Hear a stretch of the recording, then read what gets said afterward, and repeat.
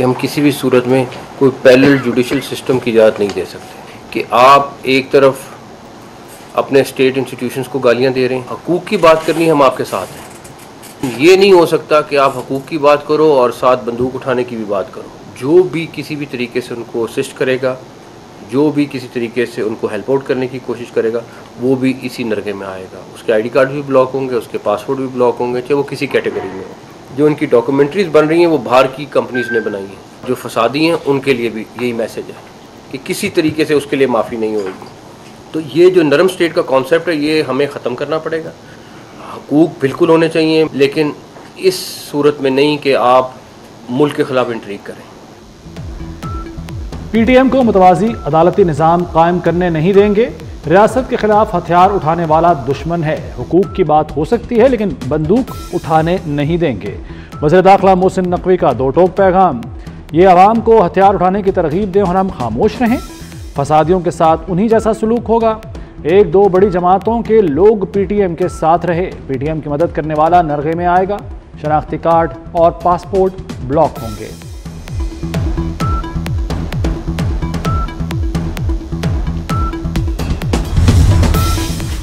खैबर पख्तूनख्वा हुकूमत भी in action. कलअदम PTM की सरगर्मियों पर पाबंदी पर सख्ती से अमल दरामद का ऐलान। अल-यमीन गंडापुर ने ज़िला खैबर में नाखुशगवार वाक़े के हल के लिए जिरगा बुला लिया।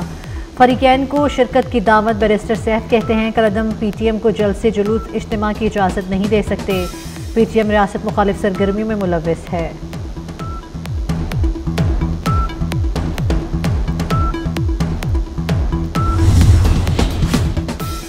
सरमाकारी के इम्कानात रोशन। सऊदी वज़ीर सरमाकारी की क़यादत में सऊदी वफ़द पाकिस्तान पहुँच गया। अलीम खान, मुसद्दिक मलिक और जाम कमाल ने इस्तकबाल किया। दोनों ममालिक के दरमियान $2 अरब के मुआहदे मुतवक्के। वफ़द में सऊदी पेट्रोलियम कंपनियों के नुमाइंदे शामिल। Construction, financial services, IT, agriculture, food energy के नुमाइंदे भी साथ आए हैं। सऊदी वफ़द सदर, वज़ीर आज़म और अस्करी हुक्काम से मिलेगा।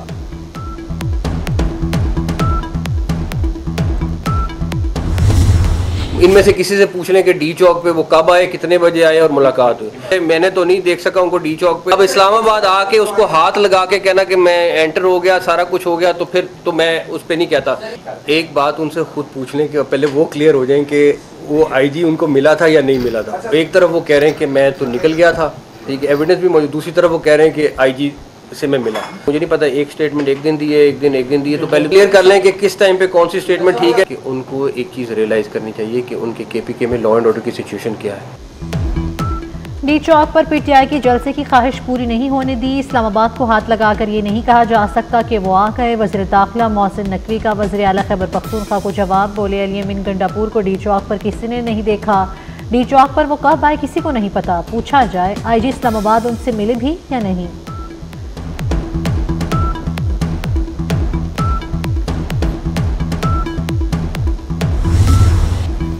एक सूबा पूरी कुव्वत से विफाक पर हमलावर है। सियासी स्मॉग फैलाने वाले नाकाम हुए। अवाम ने घास नहीं डाली। एहतजाज के लिए लोगों को खैबर पख्तूनख्वा से सरकारी गाड़ियों में लाना पड़ता है। पुलिस एहलकार तक लाए गए। वज़ीर आला मरीम नवाज का क्लाइमेट लीडरशिप कॉन्फ्रेंस से खिताब। कहा भारत से क्लाइमेट डिप्लोमेसी होनी चाहिए।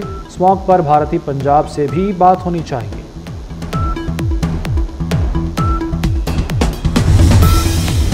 25 अक्टूबर तक आईनी तरमीम मंजूर करा ली जाएगी। बिलावल भुट्टो को पूरा यकीन। कहते हैं हमारी तरफ से आईनी तरमीम के लिए कोई डेडलाइन नहीं, अलबत्ता हुकूमत के लिए हो सकती है। हमारी कोशिश थी मौलाना समेत सबको साथ लेकर चलाया जाए। JUI का ड्राफ्ट आएगा तो बैठ कर देखेंगे। बानीगर सियासी मुस्तकबिल रोशन नहीं, सियासत में जो डर गया वो मर गया। हम लंबी इनिंग्स खेलेंगे।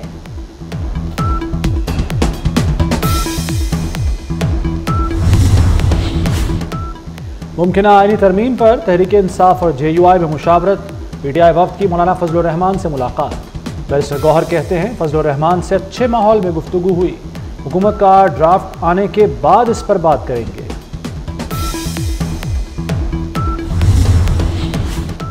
टैक्स चोरों को नहीं छोड़ेंगे। नॉन फाइलर के खिलाफ एक्शन नवंबर से शुरू होगा। चेयरमैन FBR राशिद लंगड़ियाल की मीडिया से गैर रस्मी बातचीत। कहा इनकम टैक्स गोशवारे जमा कराने की तारीख में मजीद तोसी नहीं होगी। रिटर्न्स जमा कराने वालों की तादाद 40 लाख हो गई। पिछले साल ये तादाद 14 लाख थी।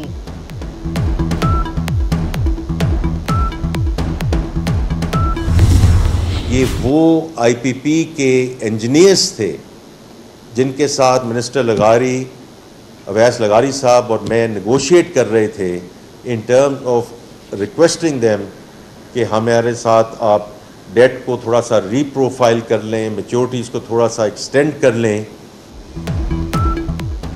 ज़राए आमदन पर टैक्स जुलाई 2025 से लगेगा। वज़ीर ख़जाना मोहम्मद औरंगज़ेब का ऐलान। कहते हैं टैक्स की कानून साजी जनवरी में होगी। सूबों के साथ नेशनल फाइनेंस पैकेज पर पेशरफ्त हो रही है। CPEC बिजली मंसूबों के कर्ज की रीप्रोफाइलिंग पर मुस्बत बात चल रही है। स्टेट बैंक की मुकम्मल खुद मुख्तारी का हामी हूँ। स्मगलिंग में इस्तेमाल जब्त गाड़ियां अब छुड़ाई नहीं जा सकेंगी। स्मगलिंग में इस्तेमाल होने वाली गाड़ियां जब्त करने का हुक्म FPR ने SRO में तरमीम कर दी। इंसदादी स्मगलिंग के लिए तमाम इदारों को सख्त इक़दाम की हिदायत।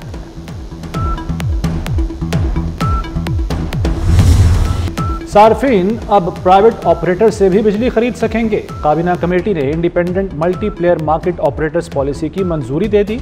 बिजली की मार्केट मल्टीप्लेयर इंडिपेंडेंट मार्केट में तब्दील होगी। बिजली चोरी में मुलव्वस कंपनियों के मुलाजमीन के खिलाफ कार्रवाई की जाए। इस्लाहात और चोरी रोकने के लिए जदीद टेक्नोलॉजी का इस्तेमाल यकीनी बनाया जाए। वज़ीर आज़म शहबाज शरीफ की हिदायत।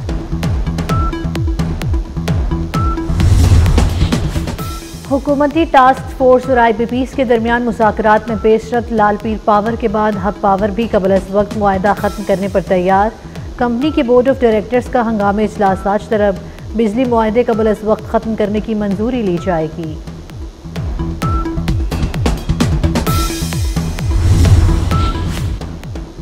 हर किस्म की दहशत गर्दी ख़त्म करेंगे। पाक फौज के साथ कौम शाना बशाना है।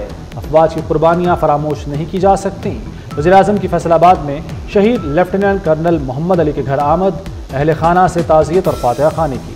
शहबाज शरीफ ने कहा कि शोहदा पूरी कौम का फ़ख्र है। कौम शोहदा की हमेशा मकरूज रहेगी। लेफ्टिनेंट कर्नल मोहम्मद अली शुमाली वज़ीरिस्तान में शहीद हुए। कराची में एयरपोर्ट सिग्नल के करीब खुदकुश धमाके का मुकदमा दर्ज। कत्ल, इक़दाम कत्ल, इंसदाद दहशतगर्दी समेत दीगर दफात शामिल। डबल कैबिन गाड़ी बारूद से भरी हुई थी। गाड़ी चीनी बाशिंदों के काफिले से टकराई गई। धमाके में 2 चीनी इंजीनियर्स समेत 3 अफराद हलाक हुए। मेडिकल की तालीम ख्वाब बनकर रह गई। प्राइवेट मेडिकल और डेंटल कॉलेजेस की रजिस्ट्रेशन फ़ीस में 50% इजाफा। तलबा रजिस्ट्रेशन फ़ीस अब 15,000 अदा करेंगे। सरकारी मेडिकल और डेंटल कॉलेजेस की रजिस्ट्रेशन फ़ीस थी 7,000 मुकर्रर। दूसरी जानिब सिंध हाई कोर्ट ने MD कैट की मेरिट लिस्ट शाया न करने का हुक्म दे दिया। कोई इदारा दाखिलों का अमल शुरू ना करें। मुजव्वज़ा कमेटी को 15 दिन में तहकीकात की हिदायत।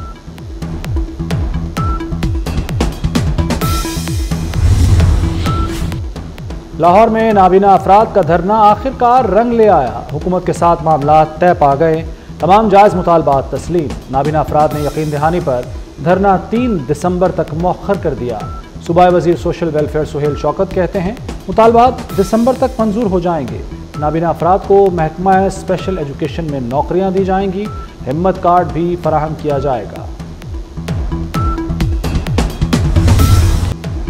अदालती फैसले नहीं, आइन और कानून को फ़ौक़ियत देनी चाहिए। हमने हल्फ आइन की बालादस्ती का उठाया है, अदालती फैसलों का नहीं। चीफ जस्टिस काजी फाइज़ के डैम फंड्स केस में रिमार्क्स।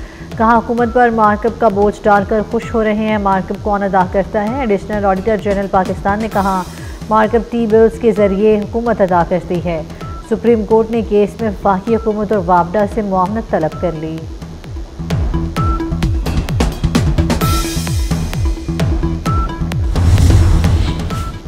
पेमेंट ने पेमरा के टीवी चैनल्स को नोटिस को गैर कानूनी करार दे दिया। पेमरा के टीवी चैनल्स को नोटिस मीडिया पर दबाव डालने की कोशिश है।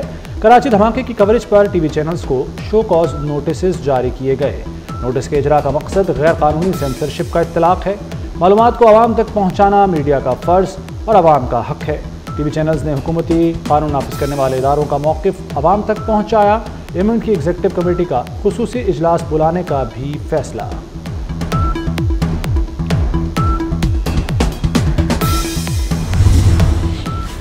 बुजुर्ग सियासतदान इलाही बख्श सुमरो इंतकाल कर गए। मरहूम की नमाज जनाजा आज दोपहर 1 बजे कराची में अदा की जाएगी। तदफीन आबाई इलाके अहमद मियाँ सुमरो में होगी। लाही बख्श सुमरो 1997 से 2001 तक स्पीकर कौमी असम्बली रहे। ईरानी वज़ीर ख़ारजा अब्बास इराक़ची की सऊदी अरब आमद। ईरानी वज़ीर ख़ारजा की सऊदी हम मनसब समेत दीगर हुक्काम से मुलाकात। सऊदी अरब ईरान के दरमियान मुख्तलिफ शोबों में ताउन पर तबादला ख्याल। रियाद पहुँचने पर ईरानी वज़ीर ख़ारजा का पुरतपाक इस्तकबाल किया गया।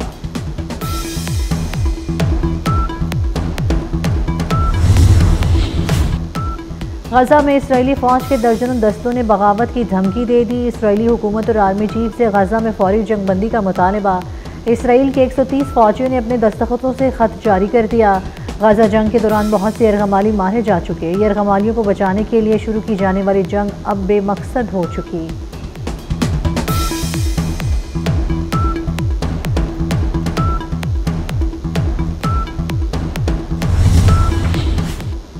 हेलियन के बाद समुद्री तूफान मिल्टन का रुख अमरीकी रियासत फ्लोरिडा की तरफ हो गया। अमरीकी रियासत को सदी के ताकतवर तरीन समुद्री तूफान मिल्टन का सामना। कैटेगरी 5 का तूफान आज फ्लोरिडा का मगरबी साहिल से टकरा सकता है। 200 मील फी घंटा हवाओं के साथ तूफान की शिद्दत मजीद बढ़ने का खदशा। तूफान कैटेगरी 6 में भी जा सकता है। साहिली इलाकों में 12 फुट ऊंची लहरें उठने का इम्कान। 10 लाख से ज्यादा अफराद को इनखला का हुक्म दे दिया गया।